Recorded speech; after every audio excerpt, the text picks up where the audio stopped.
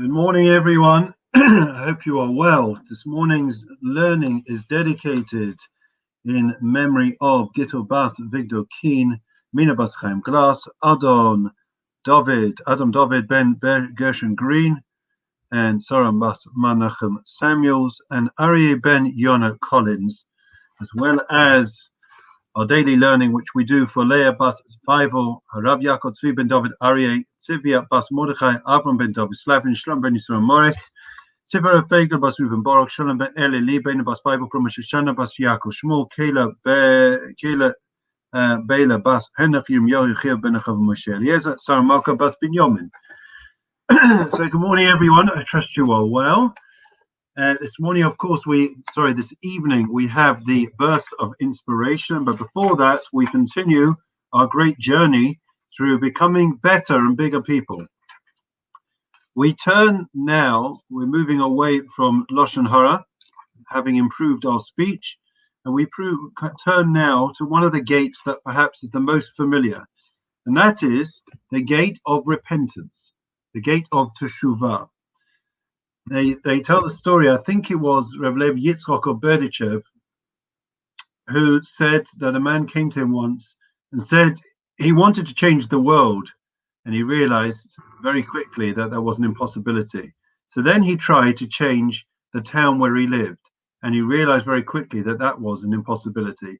Then he tried to change his own family and those that he lived close by him, and then he realized it was an impossibility. And finally, he realized that he should just work on trying to change himself. That is really the whole avoda. It's easy for us to tell others what to do. It's easy for us to try to encourage others to make alterations and improvements to their lives. But it really starts and stops with us. That's very much the message that resonates in this week's Torah portion.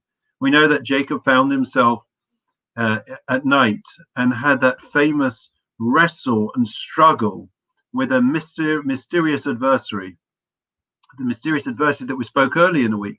But it was none other than a struggle with his inner self. He was alone. It was only a struggle with himself. And those are the greatest struggles. Those are the greatest struggles and the greatest achievements and accomplishments. So let's now make headway in the gate of repentance. Firstly, a good morning and a warm welcome in no particular order to Caroline, Michelle, Michael, Peter, Carol, Powell, David Goldring, Harry, Estelle, and Mervyn. Good morning to each and every one of you. So Rav Levi says as follows: great is repentance, teshuvah, that it reaches up to the throne of glory. As it says, a verse that we're familiar with, Shuvah Yisrael ad Hashem Elokecha. The Jewish people should return until your God. In other words, we are able through the means of repentance, of teshuvah, of reformation, rehabilitation, to raise ourselves, to reform and transcend whatever limitations we've had till now, and to reach literally the throne of glory.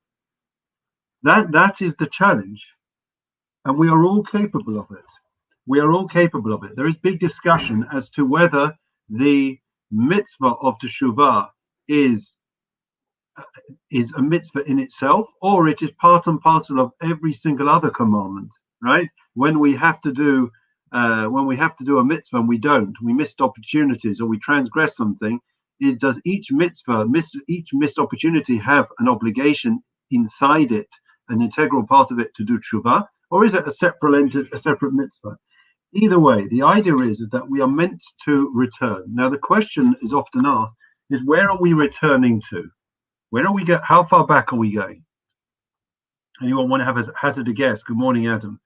And the answer is that we are trying to get ourselves back to the state of being pre-sin. In other words, before we were banished from the Garden of Eden. There was a clarity before that point where we were able to have a very clear sense, an internal moral compass as to what was right, what was wrong, what was good and what was evil. It then became, as a result of eating from the forbidden fruits, an internalized struggle, right? As reflected with Jacob's struggle. But now very much it is for us to refine ourselves so that more things become external in terms of the struggle. In other words, more things become off limits, more things, we heighten our sensitivity, right, to appreciate and to understand what it is that we are capable of. And very often, because we are scared, or I don't know, we've tried so many times before and we've failed in having long-term meaningful repentance, reformation of our character. Therefore, we don't even try. And the truth is that we don't realize what we are capable of. We are able of literally being on a higher level than celestial beings and angels, right? Rabbi Kiva said, 7 things preceded the world: Torah, repentance, paradise, Gehenna, and the throne of glory, the temple, and the name of Moshiach. So these were things that were already part of creation. In other words, the world couldn't be created until you had a way back, right? It was inevitable. Human nature was and is what it is, that there was going to be slippage, that people were going to make mistakes, people were going to stumble and fall. But if you don't put the world in a position where there is the antidote before the ailment, then you are just on a downward spiral. We all know that when it comes to life, it's very much like Jacob's ladder that links between heavens and earth. The idea is that it's only by pushing down that you go up. It's only by having those slippages, trying new things, venturing out of our comfort zone. And we will have falls and stumbles along the way, but nevertheless, we are able, through having the courage to try new things, to accomplish and to reach new and greater heights. That's in all senses of life. There are people that are very fearful of change. I think the British people in general are very conservative with a small c, and therefore they fear change. And yet, we know that the hallmark of being Jewish is that we never stay the same. We reinvent ourselves time and time again. Jacob didn't stay the same person. He became Yisrael. But what's interesting is the name Jacob, and the moment that he got the name Israel, the name Israel of the Jewish people, we are told in this week's Torah portion, was what? The name Yisrael doesn't mean that he overcame. It doesn't mean that he, in his wrestle and inner struggle, that he managed to become out victorious at the other end. What it means is he continued relentlessly to struggle and to fight. He refused to give up. He refused to throw in the towel. That is the hallmark of what it means to be a member of Yisrael, B'nai Yisrael, Klal Yisrael, the Jewish people. It's when we are willing, day after day, week after week, year after year, to keep going and growing. That's the only way, as opposed to giving up and just saying, this is what I am, and I'm not going to change. And that is very much what it's all about. So we all are familiar, we discussed many moons ago, about the necessary stages that are required for teshuvah.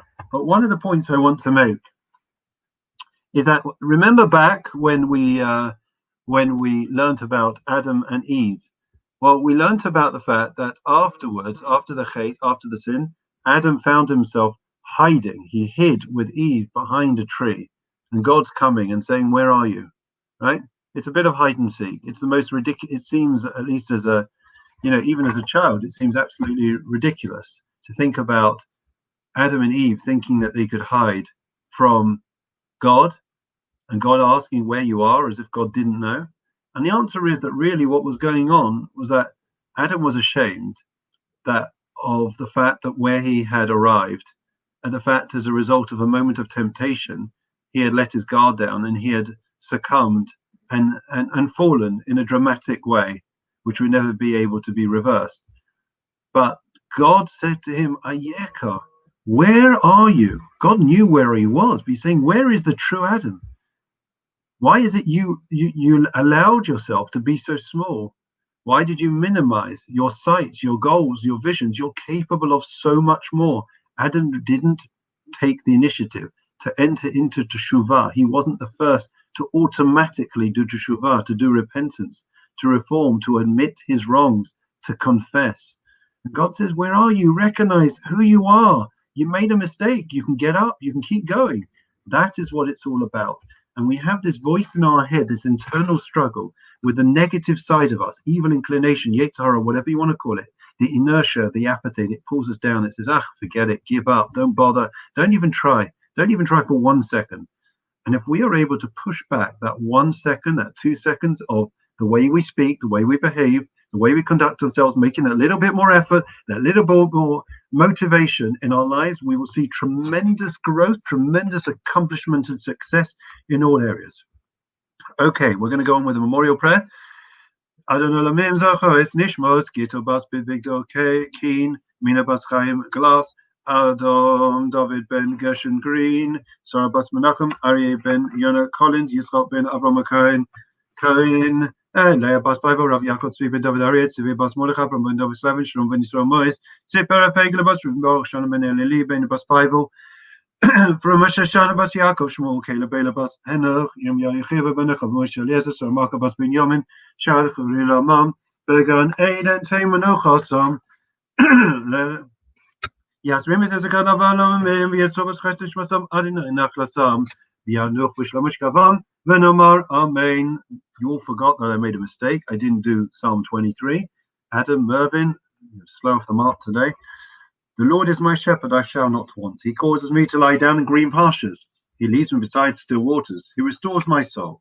He leads me in the paths of righteousness for his name's sake. Even when I walk in the valley of darkness, I will fear no evil, for you are with me. Your rod and your staff, they comfort me. You set a table before me in the presence of my adversaries. You anointed my head with oil. My cup overflows. May only goodness and kindness pursue me all the days of my life. I know I will dwell in the house of the Lord for the length of days. Before Shlema prayer. Mishaberach Avasin Robin Yaakov Moshe Aaron David Shlomo Yivarach Rapes Achaylim Ba'avush Anu Mispalim Babu Rambis Chazakadosh Baruch Hu Yimale Rachim Aleichem Lachem Alafosam Mishlach Lem Fushlim Nishmaim Lachol Remba Sach Shachal Yisrael Rafus Hanefesh Rafus Haku Hashtag Zman Karivin Amar Amen. Before Shlema, wish everyone well. Burst of inspiration is this evening on the usual channels. Looking forward to it. In the meantime, we had a bar mitzvah this morning. We're 2 minyanim this morning. We're booming. We're back. It's happening. We are expanding, and I can see that we are now heading towards the end, please God. And like Jacob that saw the light of day, now we are heading towards the light of day and end of this pandemic. We'll be able to get on and get back together as a community. Keep safe, keep well, everyone. Look after yourselves. Looking forward to seeing you very soon. See you tonight. And if not, it's Shabbat Shalom from me. Take care. All the very best.